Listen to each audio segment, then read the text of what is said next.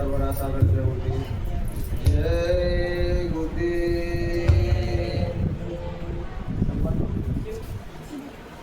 संत कबीर साहब कहते हैं, कबीर जा संसार की उल्टी देखी रीत, साधु पापी मिलके राज करें और साधु मांगे भी।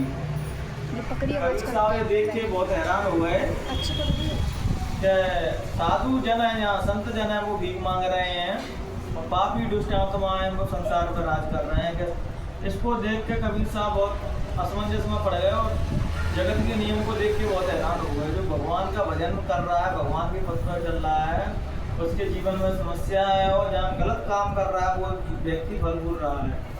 लेकिन बहनों भाइयों, जब इसके बहुत गहराई में जाओगे तो अच्छे बुरे कर्म जो करता है व्यक्ति, तो शुरू में उसको बहुत अच्छा लगता है कि ये कर्म बहुत अच्छे हैं। जब उसकी गहराई में उतरता है तो थोड़े समय बाद वो गलत काम उसके सामने आने लगते हैं कि इनका परिणाम क्या हुआ।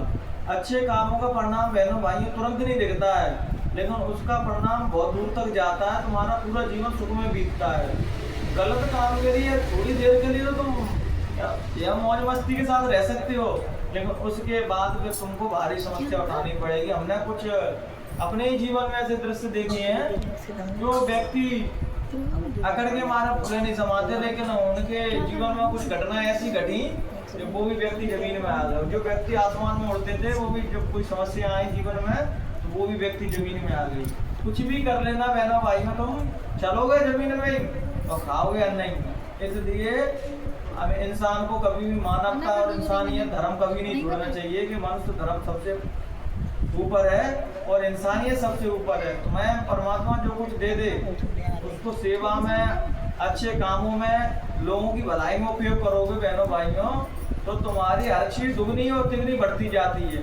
हमेशा तुम कबीर साहब कहते हैं कि कुछ भी चीज बांटोगे, तुम चाहे ज्ञान हो या धन हो या अच्छे विचार हो, वो हमेशा बढ़ते जाएंगे। कहते हैं कि तुम अच्छी चीज बांटोगे उतने ज्यादा बढ़ते जाएंगे। एक मास्टर होता है बहनों भाइयों, वो जितने टाइम तक पढ़ाता जाता है उतना ही ज्यादा उसका अनुभव होता जाता है, उतना ही वो अच्छा पढ़ा पाता है।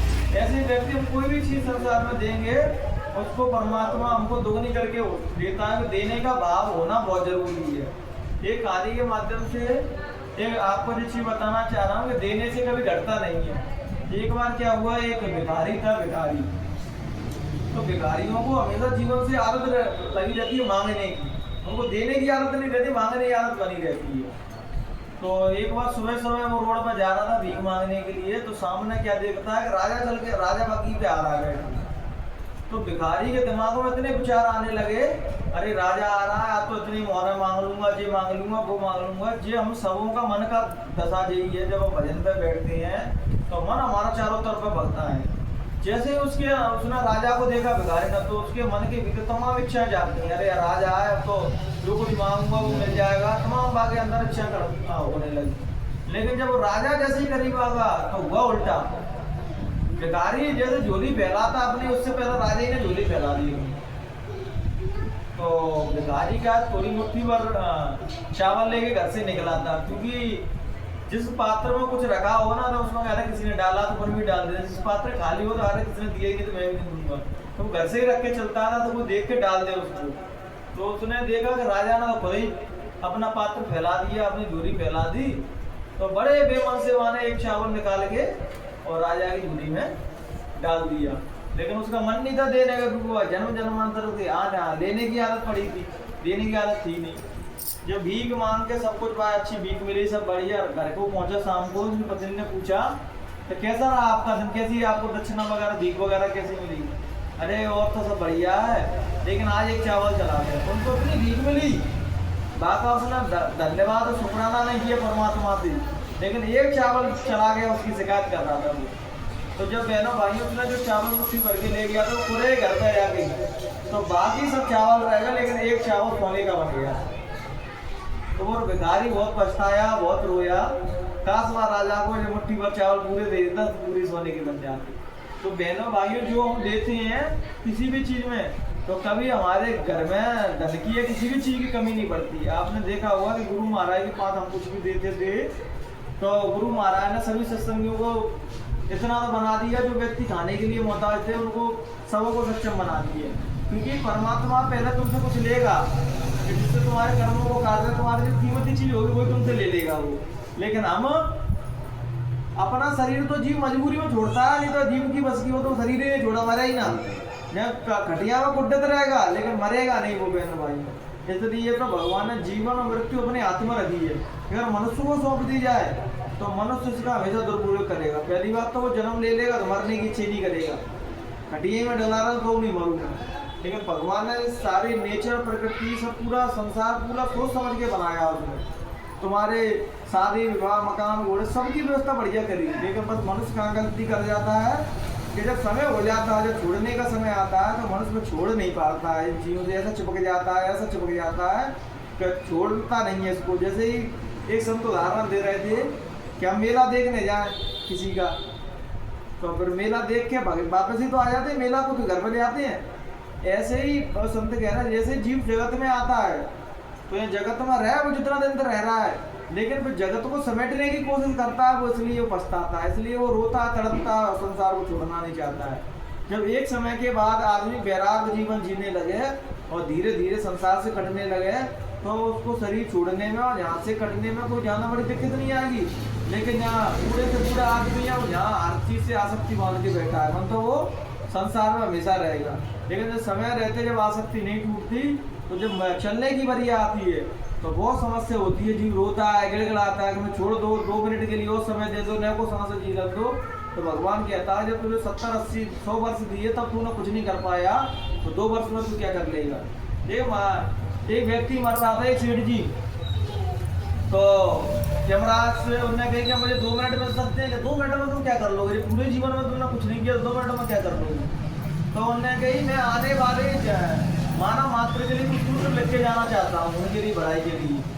तो उसने अपनी डायरी में एक शब्द लिखे, वो शब्द ये थे कि संसार में रहना लेकिन संसार को बांध के मत रह जाना, जब छोड़ने की बढ़िया तो तुम छोड़ ना पाओ चीज। संसार में रहना जब छोड़ने की बढ़िया तो उसके लिए भी तुम तैयार रहना, जब चीजों को बांध के मत रह जाना। हम यही तो करते हैं तो संसार की सब चीजें भोगते हैं तो धीरे धीरे सब चीजों से निवृत्त हो जाते हैं। जब बच्चों की शादी हो गई, सब बच्चे सेटल हो गए, हमारी उम्र हो गई तो हमें धीरे धीरे भगवान के पथ पर चलना चाहिए। लेकिन लोग जवान बूढ़े सब माया में लिप्त है कि हम तो संसार को सब ले जाएंगे अपने साथ में। कोई नहीं ले जा पाया संसार में यहाँ से, और ना ही संसार किसी के साथ गया। कोई भी मर जाए व्यक्ति थोड़ी देर के लिए रो के सब भूल जाते हैं, न जो अपना है उससे हम दूर भागते रहते हैं। संत सदगुरु वो परमात्मा ही अपना है। गुरु महाराज कहते थे बच्चा जब तुम्हारा समय होगा, मैंने तुम्हें नाम दिया, तुम जय गुरुदेव नाम बोलोगे तो मैं तुम्हारी मदद करूंगा, मैं तुम्हें वहाँ मिलूंगा। तो बहनों भाइयों जब हम भजन करेंगे, सदगुरु का नाम लेंगे तभी तो मिलेंगे वहाँ। हम भजन ही नहीं करेंगे, उनका नाम नहीं लेंगे, उनके नाम पर उनके सीधे कार्य करेंगे तो गुरु महाराज मिलेंगे ही नहीं। क्योंकि अंतिम टाइम में गुरु महाराज का नाम नहीं ले सकते अगर तुमने जीवन भर नाम नहीं साधा। तो जीवन भर छोटे कर्म किए हैं, गलत काम किए हैं, अंतिम टाइम पर जय गुरुदेव बोल दूंगा, राम बोल दूंगा, कृष्ण बोल दूंगा, तो कुछ नहीं बोल पाओगे तुम वही बोल पाओगे जो तुमने जीवन भर किया होगा। अगर जीवन भर तुमने छोटे काम किए हैं तो कभी तुम राम का नाम नहीं ले पाओगे, ना कृष्ण का ले पाओगे, ना जय गुरुदेव, किसी का भी नाम, परमात्मा का नाम, कोई भी नाम नहीं ले पाओगे। तुमने जीवन भर उस नाम को साधा होगा तभी तुम्हारे अंतिम टाइम में तुम्हारी जिह्वा से वो नाम नहीं लेगा, अन्यथा निकलने वाला नहीं है।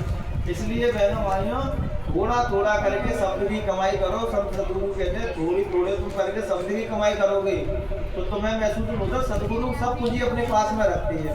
जब तुम्हारा समय हो जाता है शरीर छोड़ने का तो तुम्हें वो पूंजी, वो धन दे दिया जाता है भजन का, जिसके सहारे तुम अंतिम टाइम में भी भगवान का नाम ले लेते हो। क्योंकि तुम्हें पहले ही वो दौलत दे दी गई, तुम आशीर्वाद में बददुआ में उसको खत्म कर दोगे। तो महात्मा सब अपने पास रखते हैं, तुम्हें कुछ नहीं देते, वो तुम्हारे पास है लेकिन तुम बताते नहीं है वो। और महात्मा जो होते हैं वो मेरे अहंकार में जीते हैं, उनको किसी भी चीज का अहंकार नहीं होता, इसलिए उनको सब बोध रहता है, अगला पिछला भूत भविष्य सब देख सकते हैं। इसलिए हमें और संत माताओं का इतना अंतर है कि हम अहंकार से लवरेज है। भजन करेंगे बहु को अहंकार हो जाता है, किसी से जुड़ जाते हैं बहु को अहंकार हो जाता है, सफेद लाल पीले हरे वस्त्र पहन लेते हैं बहु का अहंकार हो जाता है। इसलिए हम भगवान से दूर रहते हैं कि जो अहंकार होता है वो हृदय में परमात्मा नहीं आ सकती, और जिस हृदय में परमात्मा है वहाँ अहंकार नहीं टिक सकता। अगर तुम्हें विकार रहित होना है तो भगवान की भजन से, भगवान की भक्ति से तुम विकार रहित हो सकते हो।